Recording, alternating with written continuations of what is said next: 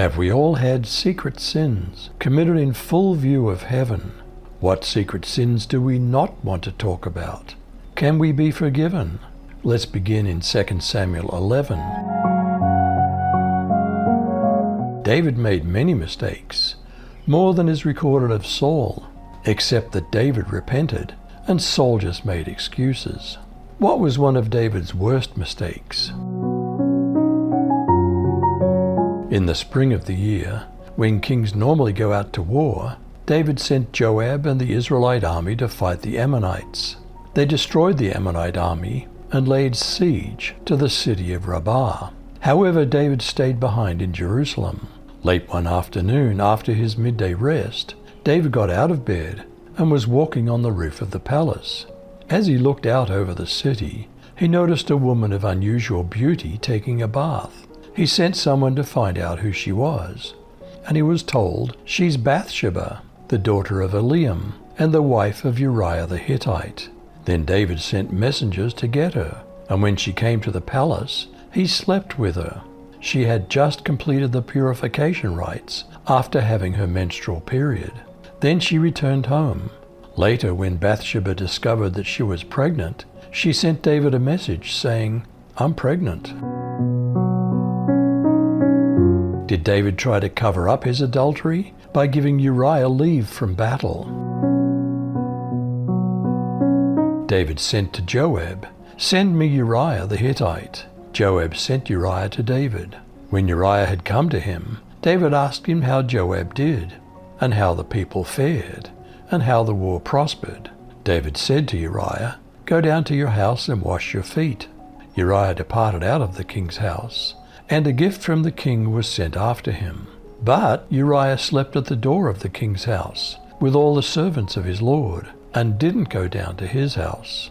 When they told David, saying Uriah didn't go down to his house, David said to Uriah, "Haven't you come from a journey? Why didn't you go down to your house?" Did David succeed in getting Uriah to sleep with his wife while his men were still in battle?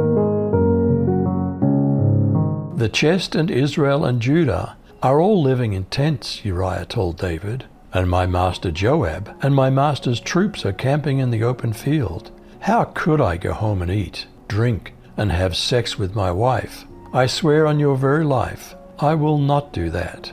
Then David told Uriah, "Stay here one more day, tomorrow I'll send you back." So Uriah stayed in Jerusalem that day. The next day David called for him, and he ate and drank, and David got him drunk. In the evening Uriah went out to sleep in the same place, alongside his master's servants, but he did not go down to his own home. Did David devise a dirty plot to have Uriah killed in battle? Early the next morning, David wrote a letter and told Uriah to deliver it to Joab. The letter said, "Put Uriah on the front line where the fighting is the worst. Then pull the troops back from him so that he'll be wounded and die." Joab had been carefully watching the city of Rabbah, and he put Uriah in a place where he knew there were some of the enemy's best soldiers. When the men of the city came out, they fought and killed some of David's soldiers. Uriah the Hittite was one of them. How did they plan to inform David of Uriah the Hittite's death in battle? Then Joab sent and told David all the news about the fighting, and he instructed the messenger, "When you finish telling all the news about the fighting to the king, then if the king's anger arises, and if he says to you, 'Why did you go so near the city to fight? Didn't you know that they would shoot from the wall? Who killed Abimelech, the son of Jerubbesheth? Didn't a woman cast an upper millstone on him from the wall so that he died at Thebes? Why did you go so near the wall?' Then you shall say, 'Your servant Uriah the Hittite is dead also.'" What was David's reply to the news of Uriah the Hittite's death? Then the messenger left. When he arrived, he reported to David all that Joab had sent him to tell. The messenger reported to David, "The men gained the advantage over us and came out against us in the field, but we counterattacked right up to the entrance of the gate. However, the archers shot down on your soldiers from the top of the wall. And some of the king's soldiers died. Your servant Uriah the Hittite is also dead." David told the messenger, "Say this to Joab, don't let this matter upset you, because the sword devours all alike. Intensify your fight against the city and demolish it. Encourage him."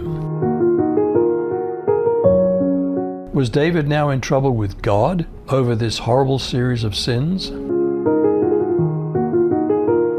When Uriah's wife heard about the death of her husband Uriah, she went into mourning for the head of her household. When her mourning period was completed, David sent for her, brought her to his palace, and she became his wife.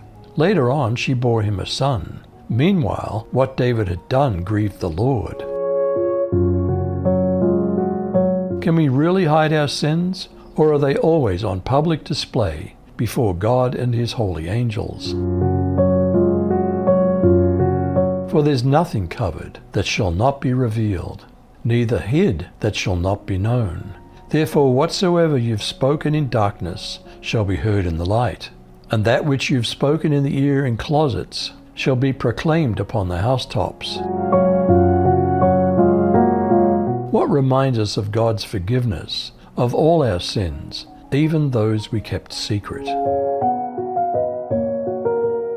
And when he'd taken a cup and given thanks, he gave it to them, saying, "Drink from it, all of you, for this is my blood of the covenant, which is poured out for many, for forgiveness of sins." Have we all had secret sins, committed in full view of heaven? What secret sins do we not want to talk about? Can we be forgiven? You decide.